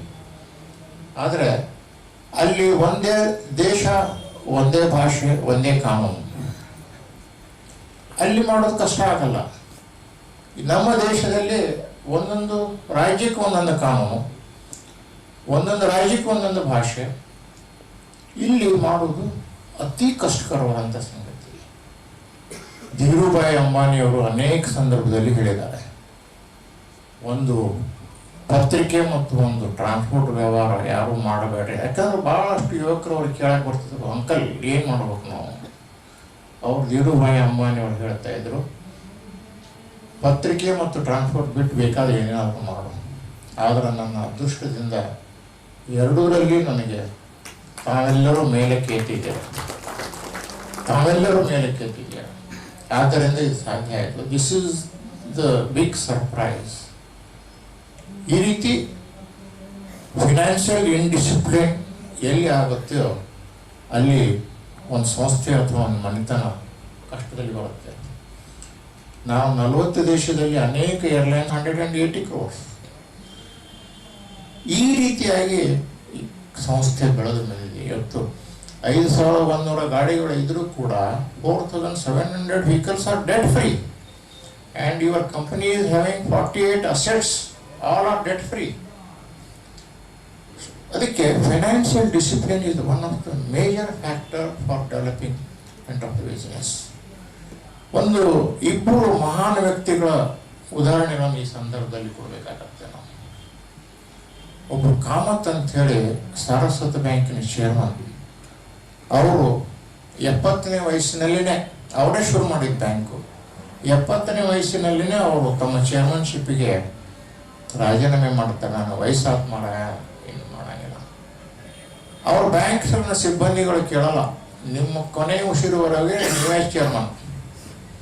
ಅದಕ್ಕೆ ಅವ್ರಿಗೆ 95 ವರ್ಷ ಆದರೂ ಕೂಡ 25 ವರ್ಷ ಅವ್ರ ಬೋರ್ಡ್ ಮೀಟಿಂಗ್ ಬರದೇ ಇದ್ರು ಕೂಡ ಆ ಪ್ರೊಸೀಡಿಂಗ್ಸ್ ತೊಗೊಂಡೋಗಿ ಅವ್ರ ಸಿಗ್ನೇಚರ್ ತೊಗೊಂಡು ಬಂದು ಅವ್ರನ್ನೇ ಚೇರ್ಮನ್ ಅಂತ ಇರ್ತಿದ್ರು. ಅವರು ಕುಮಟಾದವರು, ಕಾಮತ್ತನವರು. ಒಂದು 7-8 ವರ್ಷದ ಹಿಂದೆ ಇಲ್ಲಿ ಕಾರವಾರ ಹಬ್ಬ ಅಂತ ಮಾಡ್ತಾರೆ ಪ್ರತಿ ವರ್ಷ. ಕಾರವಾರ ಜಿಲ್ಲೆಯ ಸಾಧಕರಿಗೆ 2 ಸನ್ಮಾನ ಮಾಡ್ತಾರೆ. ಅವರು RN ಶೆಟ್ಟಿ ಅವರಿಗೆ ಮತ್ತು ಕಾಮತ್ ಅವರಿಗೆ ಸನ್ಮಾನ ಮಾಡಿದರು. ಕಾಮತ್ ಅವರು ಹೇಳಿದರು, I am 95, I cannot move, I cannot attend ಅಂದರು. ಬರಲೇಬೇಕು, ಹಂಗೆ ನೀವು ಕುಮಟಾದವರು ಬರೋದು ನಮ್ಗೆ ಹೆಂಗೆ. ಇವರೆಲ್ಲರೂ ಹೋಗಿ ಕರ್ಕೊಂಡ್ಬಂದು ಕಾರವಾರನಲ್ಲಿ ಕಾರವಾರ ಹಬ್ಬ ಆಚರಣೆ ಮಾಡಿ ಸನ್ಮಾನ ಮಾಡಿದ್ರು. ಅವ್ರಿಗೆ ಸನ್ಮಾನ ಮಾಡಿದಾಗ ಅವರು ವಿಜಯ ಸಂಕೇಶ್ವರ ಆಫೀಸಿಗೆ ಹೋಗಬೇಕು, ನಾವು ಕರ್ನಾಟಕಕ್ಕೆ ಬಂದು ಹಾಗೆ ಹೋಗಲ್ಲ ಅಂಥೇಳಿ. ನಾವು ಮೊದಲೇ ಒಂದು 20 ದಿವಸ ಮೊದಲೇನೇ ಎಲ್ಲ ಕಮ್ಯುನಿಕೇಷನ್ ಪ್ಲ್ಯಾನಿಂಗ್ ಎಲ್ಲ ಇತ್ತು. ಮತ್ತು ನನಗೆ ಭೇಟಿ ಆಗಲಿಕ್ಕೆ, ನಾ ದೊಡ್ಡ ಮನುಷ್ಯ ಅಲ್ಲ, ಎಷ್ಟು ಫಾರ್ ಇನ್ಫಾರ್ಮೇಷನ್, ವ್ಯವಹಾರದಲ್ಲಿ ನಾವು ಸರಳ ಇದ್ದರೆ ಯಾವ ರೀತಿಯಾಗಿ ಉತ್ತೇಜನ ಸಿಗುತ್ತೆ. ಅವರು ನವೀನ್ ಹೋಟ್ಲಿಗೆ ಬಂದರು. ಬಹಳ ಶಕ್ತಿ ಅವ್ರಿಗೆ 2 ಹಿಡ್ಕೊಬೇಕು, 3 ಮಂದಿ ಹಿಡ್ಕೋಬೇಕು ಅವ್ರಿಗೆ. ನಾನು ಅಲ್ಲಿ ಹೋಗಿ ಅವರಿಗೆ ನಮಸ್ಕಾರ ಮಾಡಿದೆ, ಕಾಲಿ ಮುಟ್ಟಿಗೆ. ಅವರು ನನ್ನ ಕೈ ಹಿಡಿದು ಅಪ್ಕೊಂತಾರೆ. ನೀವು ನಮ್ಮ ಅನ್ನದಾತರು, ಒಳ್ಳೆ ಕಸ್ಟಮರು ನೀವು. ನನ್ನ ಬ್ಯಾಂಕಿಂಗ್ 55 ವರ್ಷ ನಾ ಬ್ಯಾಂಕಿಂಗ್ ಸರ್ವಿಸ್ನಲ್ಲಿದ್ದೀನಿ. ನಿಮ್ಮಷ್ಟು ಪ್ರಾಮಾಣಿಕವಾದಂಥ ಕಸ್ಟಮರ್ ನಮಗೆ ಇನ್ನೂವರೆಗೆ ಸಿಕ್ಕಿಲ್ಲ ಅಂಥೇಳಿ ನಾನು ಗಟ್ಟಿಯಾಗಿ ಹಿಡ್ಕೊಂಡು ನನಗೆ ನಾ ಹೇಳಿದೆ, ಕಾಮತ್ ಅವರೇ, ನೀವು ಚೇರ್ಮನ್ರು, ನನ್ನ ತಂದೆ ವಯಸ್ಸಿನ, ನನ್ನ ತಂದೆ ಸಮಾನರು, ಅದಕ್ಕೆ ನಾನು ಹಾಗಲ್ಲ, ನಿಮಗೆ ನಾವು ಕಾಲು ಮುಗಿಬೇಕು. ಒಳ್ಳೆ ಕಸ್ಟಮರ್ ಇವಾಗ ಸಿಗ್ತಾರೆ ಅಲ್ಲಿ. You see how some banks and some personalities are thinking. ಅದಕ್ಕೆ ನಾವು ಮತ್ತೆ ಅಷ್ಟೇ ಅಲ್ಲ, ಅವರು ಒಂದು 25-30 ಜನ ಅವ್ರ ಕೈ ಹಿಡ್ಕೊಂಡು ಹಿಂಗೆ ನಿಂತ್ಕೊಂಡಿದ್ರು. ಎಲ್ಲ ಮ್ಯಾನೇಜರ್ಸು, DGMಗಳು ಅವರು ಎಲ್ಲ ಬಂದು ಅವರಿಗೆ ಕೇಳಿದರು, ಸಂಕೇಶ್ವರವ್ರದ್ದು ಏನು ಪ್ರಪೋಸಲ್ ಇದೆಯಾ ಅಂಥೇಳಿ. ನಾ ಏನು ಪ್ರಪೋಸಲ್ ಹೇಳಿದ್ದಿಲ್ಲ, ಅವರೇ ಹೇಳಿದರು, ಸರ್ ವಿಜಯವಾಣಿ ಪತ್ರಿಕೆದು ಪ್ರಪೋಸಲ್ ಇದೆ, ಮತ್ತು ಅದನ್ನು ಯಾಕೆ ಮಾಡಿಲ್ಲ, ಅದು ತುಂಬ ಲಾಸ್ ಅಂತೇಳಿ ಪ್ರೊಜೆಕ್ಷನ್ಸ್ ಇದೆ, ಅದಕ್ಕೆ ಮಾಡಿಲ್ಲ. ನಮ್ಮ ಚಾರ್ಟರ್ ಅಕೌಂಟೆಂಟ್ ಅವರು ಎಲ್ಲರೂ ಸೇರಿ ನನ್ನ ಕಡೆ ಬಂದಿದ್ರು. 3 years cash flow will be 100 crores loss ಆಗುತ್ತೆ, 120 crores ಲಾಸ್ ಆಗುತ್ತೆ. ನಾವು ತುಂಬ ಸರ್ಕಸ್ ಮಾಡಿ 80 ಕೋಟಿ ತಂದಿಟ್ಟಿದ್ವಿ. ಮತ್ತು 80 ಕೋಟಿ ಲಾಸ್ ಅಂದರೆ ಯಾವ ಬ್ಯಾಂಕ್ ನೋಡೋಕೆ ಕೊಡಲ್ಲ ಅಂತ ಹೇಳಿ ನಾ ಹೇಳಿದೆ. ಅದು 120 ಕೋಟಿ ಲಾಸ್ ಇದ್ದಿದ್ದು 200 crores ಲಾಸ್ ಅಂತ ಪ್ರೊಜೆಕ್ಷನ್ಸ್ ಮಾಡಿ ರೆಡಿ ಮಾಡಿರಿ, ಅದನ್ನೇ ಸಬ್ಮಿಟ್ ಮಾಡಿರಿ. ಆವಾಗ ಆ ಕಾಮತ್ ಚೇರ್ಮನ್ರಿಗೆ ಅವ್ರು ಹೇಳಿದರು, ಸರ್ ಅವ್ರದ್ದು 200 crores ಲಾಸ್ ಅಂತೆ ನೆಕ್ಸ್ಟ್ 3 yearsಗೆ, ಅಂಥ ಪ್ರಪೋಸಲ್ ನಾವು ಬೋರ್ಡ್ಗೆ ಹೆಂಗೆ ಒಯ್ಯಬೇಕಾಗತ್ತೆ. No no no no no cooperative bank ಅಂದರೆ ಪರ್ಸನಾಲಿಟಿ ಮೇಲೆ ಹೋಗುತ್ತೆ. ಇಮಿಡಿಯೇಟ್ಲಿ ಅವ್ರದ್ದು ಪೂರ್ತಿ 120 ಕೋಟಿ ರೂಪಾಯಿ ಸಾಲ ಕೊಡಬೇಕು. ನಾ ಹೇಳಿದೆ, ಸರ್ ನನಗೆ 120 ಕೋಟಿ ಬೇಡ, 60 ಸಾಕು, ನಾ ಇನ್ನು 60 ಸಾರಸ್ವತ ಬ್ಯಾಂಕ್ನಲ್ಲಿ ತೊಗೊತಾ ಇದ್ದೇನೆ. ಯಾಕೆ ನಾವೇ ಪೂರ ಕೊಡ್ತೀವಲ್ಲ. ಇಲ್ಲ, ಇದು ಅತ್ಯಂತ ಲಾಸ್ ಮೇಕಿಂಗ್ ಯೂನಿಟು, ಆದ್ದರಿಂದ 60 ಸಾಕು ನನಗೆ. ಸಾರಸ್ವತ ಬ್ಯಾಂಕ್ನಲ್ಲಿ ನಾನು ಸಾಲ ಅಪ್ಲಿಕೇಶನ್ ಹಾಕಿದ್ವಿ. ಅಲ್ಲಿ ಚೇರ್ಮನ್ಗೆ ಆರೋಗ್ಯ ಸರಿ ಇದ್ದಿಲ್ಲ. ದುರ್ಭಾಗ್ಯ ಅಂದರೆ ಅವ್ರಿಗೆ ಕ್ಯಾನ್ಸರ್ ಆಗಿತ್ತು. ಏಕನಾಥ್ ಠಾಕೂರ್ ಅಂತ ನನ್ನ ಜೊತೆ ಅವರು MP ಇದ್ರು, ರಾಜ್ಯಸಭಾ MP. ಅವರು ಮುದ್ದಾಮಾಗಿ ಫೈನಾನ್ಸ್ ಕಮಿಟಿನೇ ತೊಗೊಂಡಿದ್ರು, ನಾನು ಫೈನಾನ್ಸ್ ಕಮಿಟಿನೇ ತೊಗೊಂಡಿದ್ದೆ. ಫೈನಾನ್ಸ್ ಕಮಿಟಿಯಲ್ಲಿ ಫೈನಾನ್ಷಿಯಲ್ ಡಿಸಿಪ್ಲಿನ್ ಬಗ್ಗೆ ನಾನು ತುಂಬ ಸ್ಟ್ರಿಕ್ಟಾಗಿ ಆ್ಯಕ್ಷನ್ ತಗೊಳ್ಳಿಕ್ಕೆ ನಾನು ಹೇಳ್ತಾ ಇದ್ದೆ. ದಟ್ಸ್ ವೈ ಈ ಬಿಕಮ್, ನನಗಿಂತ ಭಾಳ ದೊಡ್ಡವರಿದ್ರು ಕೂಡ ನನ್ನ ಒಳ್ಳೆಯ ಮಿತ್ರರಾಗಿದ್ದರು. ಅವ್ರಿಗೆ ಆರೋಗ್ಯ ಸರಿ ಇಲ್ಲ ಅಂಥೇಳಿ ನಾವು ಅವ್ರಿಗೆ ಮಾತಾಡ್ಸ್ಲಿಕ್ಕೆ ಹೋಗಿದ್ದೆ. ದಿವಸಕ್ಕೆ 1 ತಾಸು ಬರ್ತಿದ್ರು ಆಫೀಸಿಗೆ. ಹೊರಗಡೆ ಮೇಡಮ್ ಇದ್ರು DGM, ನಿಮ್ಮ ಪ್ರಪೋಸಲ್ ನಾವು ಬೋರ್ಡಿಗೆ ಇಟ್ಟೇ ಇಲ್ಲ, ಸಾಹೇಬ್ರು ಭೇಟಿಯಾಗಿ ಏನು ಮಾಡೋದು ನಾವು, ಅವ್ರಿಗೆ ಆರೋಗ್ಯ ಸರಿ ಇಲ್ಲ, ನಾವು ಮಾತಾಡ್ಸಕ್ಕೆ ಬಂದಿದ್ದೇನೆ.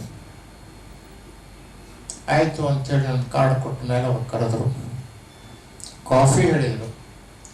ಎಲ್ಲ ಸ್ಟಾಫ್ ಬಂದು 25 ಜನ ಈಗ ನಿಂತ್ಕೊಂಡಿದ್ರು. विजय संकेश्वर से काहीतरी प्रपोजल आहे काय तुमच्याकडे? आहे सर, एक 60 करोड सर, पण ते होत नाही. इट इज मीडिया म्हणजे लॉस मेकिंग इन इट. लवकर घेऊन या. ಕಾಫಿ ಕುಡಿಯೋಕ್ಕಿಂತ ಮೊದಲು ಪ್ರಪೋಸಲ್ ಸ್ಯಾಂಕ್ಷನ್ ಆಗ್ಬೇಕು ನನ್ನ ಎದುರಿಗೆ ಅಂತೇಳಿ ವಿಶೇಷ. ಅಷ್ಟೇ ಅಲ್ಲ, ಅವರು ಎಷ್ಟು ಸರಳ ವ್ಯಕ್ತಿ. ಒಂದು 8 ವರ್ಷದಿಂದ ಹಿ ವಾಸ್ ಅಬೌಟ್ 80 years. ಅವರು ನನ್ನ ಕಾರಿನ ಹೊರಗೆ ಬಂದು ಕಳಿಸೋದು 8ನೇ ಅಂತಸ್ತಿನಲ್ಲಿದ್ದು. ನಾನು ಅವರಿಗೆ ನೀವು ಕ್ಯಾನ್ಸರ್ ಪೇಷಂಟ್ ಬರಬೇಡ ಅಂತ ಹ್ಯಾಂಗೆ ಹೇಳಿ, ಸರ್ ನೀವು ದೊಡ್ಡವರು, ನೀವು ಆರೋಗ್ಯ ಸರಿ ಇಲ್ಲ, ಆರಾಮಿರ್ತವ್ರಿ. ನೋ, ನೀವು ಬಂದಿದ್ದೀರಾ, ಇಷ್ಟು ಒಳ್ಳೆ ಪ್ರಾಮಾಣಿಕವಾದಂಥ, ನನ್ನ ಬಗ್ಗೆ ನಾವು ಹೇಳ್ತಾ ಇಲ್ಲ, ದಯವಿಟ್ಟು ತಪ್ಪು ತಿಳ್ಕೋಬೇಡಿ. I am talking the topic about the financial discipline, how it is required for the very business person. I am not talking myself. ಈ ರೀತಿಯಾಗಿ ವ್ಯವಹಾರವನ್ನು ನಾವು ಮಾಡಿದಾಗ ಜನ ಸ್ಪಂದನೆಯನ್ನು ಖಂಡಿತ ಮಾಡ್ತಾರೆ. ಆದರೆ ನಮ್ಮ ಒಂದು ನಾವು ಹತಾಶರಾಗಿ ನಾವು ಓಡಿ ಹೋಗೋದು ಅಥವಾ ಆತ್ಮಹತ್ಯೆ ಮಾಡ್ಕೊಳ್ಳೋದು, ದಟ್ ಇಸ್ ನಾಟ್ ಎ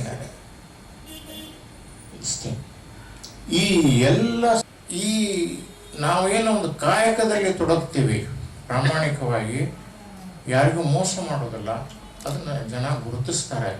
ಮತ್ತು ನಮಗೂ ಎಷ್ಟು ಉತ್ಸಾಹದಿಂದ ನಾವು ಕೆಲಸ ಮಾಡುತ್ತೀವಿ ಅಂತಂದರೆ ನಮಗೆ ಟೈಮ್ ಹೋಗಿದ್ದೆ ಗೊತ್ತಾಗಿಲ್ಲ. ನಮ್ಮ ಕ್ಲಾಸ್ಮೇಟ್ಗಳು ನಮ್ಮ ರಿಲೇಷನ್ ಭೇಟಿ ಹಾಕಿದ್ರು, no I am already 52, 54, I will take voluntary retirement, ಯಾಕಂತ ಬಿಡೋಕ್ಕಾಗುತ್ತೆ ಅಂತ ಹೇಳಿದ್ರು. This is quite surprising. So still I am working and I am not feeling 70. And ಈ ಒಂದು 70 ವರ್ಷ ಟೈಮ್ ಪಾಸ್, ಎಲ್ಲ ಟೈಮ್ ಪಾಸ್ ಅಂತ, ಟೈಮ್ ಪಾಸ್ ಹ್ಯಾಂಗೆ ಆಗಿದೆ ಅನ್ನೋದು ನನಗೆ ಇನ್ನೂ ಅರ್ಥ ಆಗೋದಿಲ್ಲ.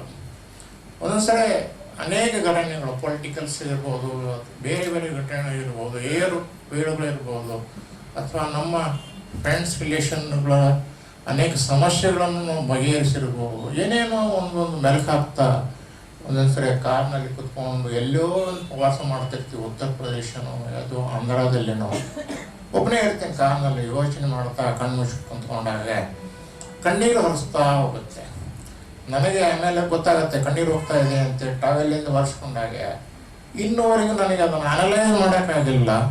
ಅದು ಒಂದು ದುಃಖದ ಕಣ್ಣೀರು ಅಥವಾ ಒಂದು ಸುಖದ ಕಣ್ಣೀರು ಅಥವಾ ಒಂದು ಭಾವುಕವಾದಂಥ ಪ್ರವೃತ್ತಿಯನ್ನು ಅನ್ನೋದು ಗೊತ್ತಾಗಿಲ್ಲ. So we should make our life so busy that until our last breath we should keep on working. ನಿನ್ನೆ ಕೂಡ ನಮ್ಮ ಆಲ್ ಇಂಡಿಯಾ ಮೀಟಿಂಗ್ ಇತ್ತು. ಇವತ್ತು ಬೆಳಗ್ಗೆ 8 ಗಂಟೆಗೆ ನಾವು ಎರ್ನಾಕುಲಮ್ಗೆ ಹೋಗೋದು, ಮಧ್ಯಾಹ್ನ 2 ಗಂಟೆಗೆ ಅಲ್ಲಿಂದ ಕೊಯಮತ್ತೂರು. ಈ ಒಂದು ಫಂಕ್ಷನ್ಗೆ ಬರ್ತಾ ಇದ್ದೀನಿ ಇದು ಅದೃಷ್ಟದಿಂದ. ಆದ್ದರಿಂದ Ernakulam cancel, again I am going 2 o'clock to Coimbatore. So ಇಷ್ಟೊಂದು ಟೈಟ್ ಶೆಡ್ಯೂಲ್ನಲ್ಲಿ ಕೆಲಸ ಮಾಡುವಾಗ ಏನೊಂದು ಮಜಾ ಬರುತ್ತೆ, ಅದು ಬೇರೆ ಎದರಾಗೂ ಬರೋದು. ಕಾಯಕವೇ ಕೈಲಾಸ ಅಂತೇಳಿ ಬಸವಣ್ಣವ್ರು ಪದೇ ಪದೇ ಒತ್ತಿ ಹೇಳಿದ್ದಾರೆ. ನಾವು ಅದನ್ನು ಬದಿಗಿಟ್ಬಿಟ್ಟಿದ್ವಿ, ಹಾಗೆ ಆಗಬಾರ್ದು. ಆದ್ದರಿಂದ ನಾವು ಎಲ್ಲ ಉದ್ಯಮಿ ಮಿತ್ರರಿಗೆ ಹೇಳೋದು, if you will not be competent, nobody will pay extra price for your inefficiency. ನೀವು ಪ್ರೊಡಕ್ಷನ್ನಲ್ಲಿರಲಿ ಅಥವಾ ಸರ್ವಿಸ್ನಲ್ಲಿರಲಿ, you should work 24 hours only, then only it is possible. ಆ ರೀತಿಯಾಗಿ ಕೆಲವರು ಉದ್ಯಮಿಗಳು ಬದಲಾವಣೆ ಮಾಡಿಕೊಂಡ್ರೆ ಅಭೂತಪೂರ್ವವಾದಂಥ ಯಶಸ್ಸು ಸಿಗುತ್ತೆ. ಚೀನಾದಿಂದ ಬರುವಂಥ ಇಂಪೋರ್ಟ್ ಬಂದಾಗತ್ತೆ, ನಾವೇ ಅವ್ರಿಗೆ ಕಾಂಪಿಟೆಂಟ್ ಆಗಿ ನಾವು ಸವಾಲುಗೊಳ್ಳಬಹುದು. ನಮ್ಮ cost of operation and cost of production will come down drastically. And small or big businessman, whatever he may be, he should travel a lot. ಇವತ್ತು ನಾವು ಸಾಮಾನ್ಯವಾಗಿ ಮಾತಾಡ್ತಾ ಇರ್ತೀವಿ, ಏನ್ರಿ ಎಷ್ಟು ಚೆನ್ನಾಗಿತ್ತು ನಮ್ಮ ಅಜ್ಜನ ಕಾಲದಿಂದ ಬಿಸ್ನೆಸ್ಸು, ಈಗೆಲ್ಲ ಮಾರೋಡರ್ ಬಂದು ನಮ್ಮನ್ನೆಲ್ಲ ಸತ್ಯಾನಾಶ ಮಾಡಿದ್ರು. ಆದರೆ ಹಾಗಾಗಿಲ್ಲ. ಮಾರ್ವಾಡಿಯವರು ಬಂದು ಎಷ್ಟವರು ಕಷ್ಟಪಡ್ತಾರೆ, ಎಷ್ಟವರು ಟೂರ್ ಮಾಡ್ತಾರೆ. ಇಲ್ಲೊಬ್ಬ ಸಾಮಾನ್ಯ ವರ್ತಕ ಹುಬ್ಬಳ್ಳಿಯವನು ವಿಜಯ ಸಂಕೇಶ್ವರಕ್ಕಿಂತ 4 ಪಟ್ಟು ಹೆಚ್ಚು ಟೂರ್ ಮಾಡೋದು ನಾನು ನೋಡಿದ್ದೀನಿ. ಯಾವಾಗಲೂ ಬಸ್ನಾಗಿರ್ತಾನೆ, ಯಾವಾಗಲೂ ಟ್ರೈನ್ನಾಗ ಇರ್ತಾನೆ, ರಾತ್ರಿ ಮಲ್ಕೊಂಡು ಹೋಗ್ತಾನೆ, ಬೆಳಿಗ್ಗೆ ಕೆಲಸ ಮಾಡ್ತಾನೆ. ಮೋದಿಯವ್ರ ಸ್ಟೈಲ್ ಅದು, ರಾತ್ರಿ ಪ್ಲೇನ್ ಮಕ್ಕಳು ಬೆಳಿಗ್ಗೆ ಕೆಲಸ ಮಾಡಿ.